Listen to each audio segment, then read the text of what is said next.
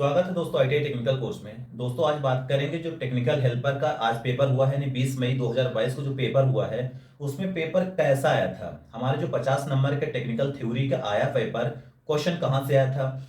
कुछ दोस्तों से यानी स्टूडेंट जो पेपर देने गए थे उनसे बात हुई है तो कुछ क्वेश्चन लिखवाए हैं कि सर ये क्वेश्चन इस बार आया था। तो उसमें हम मैं बता देता हूँ आपको क्वेश्चन आया कहाँ से है। आप लोग का यदि एग्जाम है तो आप लोग जरूर देख के जाना कि पेपर आ कहाँ से रहा है, क्वेश्चन का लेवल हुआ क्या है, पिछले साल की अपेक्षा इस बार पेपर का लेवल क्या है। सारी जानकारी आपको इस वीडियो में देखने के बाद मिल जाएगा। आज का फर्स्ट शिफ्ट के बारे में बात करेंगे इस वीडियो में। चलिए सबसे पहले मैं आपको बता देता हूँ कि जो पेपर का लेवल था बहुत लो है, मतलब बहुत सरल पेपर आ रहा है।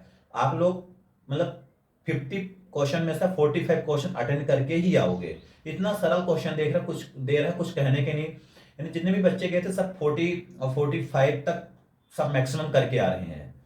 और जीके की बात किया जाए तो जीके में थोड़ा सा कंफ्यूज कर दिया है, जीके कुछ और पूछ लिया है। यानी जीके में लड़के ये बोलेंगे सर समझ में नहीं आ रहा एक्चुअली पे जीके का क्वेश्चन कहाँ से आया है। सबसे ज्यादा आपको टेक्निकल थ्योरी पर ही अग्रसर होना है और ध्यान देना है पढ़ने के लिए। टेक्निकल थ्योरी ही सबसे ज्यादा इंपॉर्टेंट है क्योंकि इसमें आपका मजबूत है पॉइंट। मैं क्वेश्चन लिखा देता हूँ आज क्वेश्चन क्या क्या पूछा गया था। इसमें जो पहला नंबर क्वेश्चन पूछा गया था कि फैरड जो है किसकी इकाई है। फैरड किसकी इकाई है। क्वेश्चन आप लोग गए होंगे या तैयारी करते होगे तो आप लोग पता होगा क्या होगा।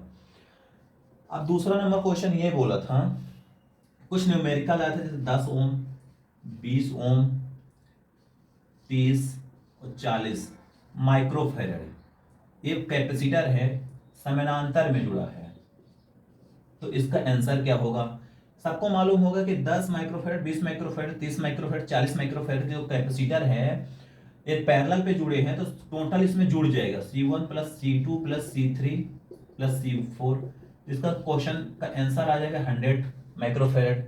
तो इस तरह के क्वेश्चन छोटे छोटे क्वेश्चन आए थे। एक क्वेश्चन और आया था, आए थे क्लीट वायरिंग के बारे में। क्लीट वायरिंग मतलब बहुत सरल सरल क्वेश्चन है, क्लीट वायरिंग के बारे में पूछा गया था, मतलब बहुत सरल क्वेश्चन है। अगला क्वेश्चन आपको मैं बता देता हूं। अब पूछा था कि डीसी जनरेटर क्या है। अब जनरेटर क्या है सबको मालूम होगा कि यांत्रिक ऊर्जा को वैद्युतिक ऊर्जा में कन्वर्ट करने वाली डिवाइस हमारी जनरेटर कहलाती है। जनरेटर है क्या पूछा था कि नेक्स्ट पूछा था कि ऑटो ट्रांसफार्मर किस सिद्धांत पर कार्य करता है।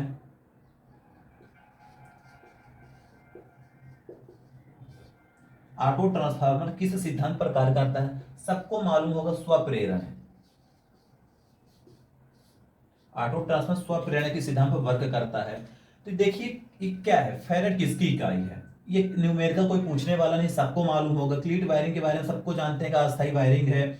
डीसी जनरेटर क्या है, मैकेनिकल एनर्जी को इलेक्ट्रिकल एनर्जी में कन्वर्ट करती है। आती है बात ऑटो ट्रांसफार्मर किस सिद्धांत पर कार्य करता है, स्वप्रेरण के सिद्धांत पर कार्य करता है। और आगे देख लेते हैं, बहुत सारे हमारे पास क्वेश्चन हैं। तो देखा जाए एक तरफ से तो मतलब क्वेश्चन टेक्निकल जो पार्ट है तो वो सरल आ रहा है। तो आप लोगों को टेक्निकल जो पार्ट है उसको बिल्कुल कंप्लीट करके आना है, उसको किसी भी तरीके से छोड़कर नहीं आना है। और इसके बाद माइनस मार्किंग तो है नहीं पेपर, तो अपन को पूरा कंप्लीट करके आना है। किसी भी प्रकार के क्वेश्चन को छोड़कर हमें आना ही नहीं है।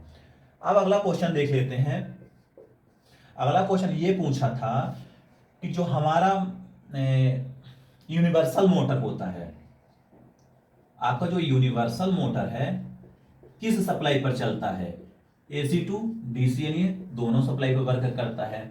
यूनिवर्सल मोटर कौन सी सप्लाई पर वर्क करता है। जो हमारा सिलेंड्रिकल रोटर होता है अल्टरनेटर में, उसके बारे में पूछा था।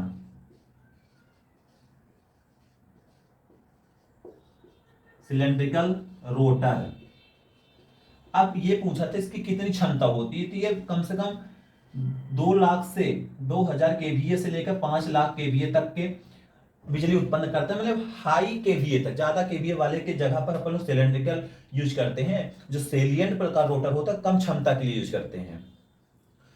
अब आया था एक प्रतिरोधकता से संबंधित, प्रतिरोधकता बराबर पी और न्यूमेरिकल है R बराबर है 1 ओम, फिर लंबाई बराबर है 1 मीटर, जो एरिया दी गई है एरिया बराबर है 10 स्क्वायर पे है। अब इसको फार्मूला इसमें क्या होगा, फार्मूला निकालने के लिए जो इसका सूत्र होता है, आपको प्रतिरोधकता निकालनी है या आर निकालना है, तो इसके लिए फार्मूला होता है आर निकालने के लिए P/L/A। इसके माध्यम से भी आप निकाल सकते हो। और आगे का क्वेश्चन मैं बता देता हूं, ये सब फर्स्ट शिफ्ट पे आए थे।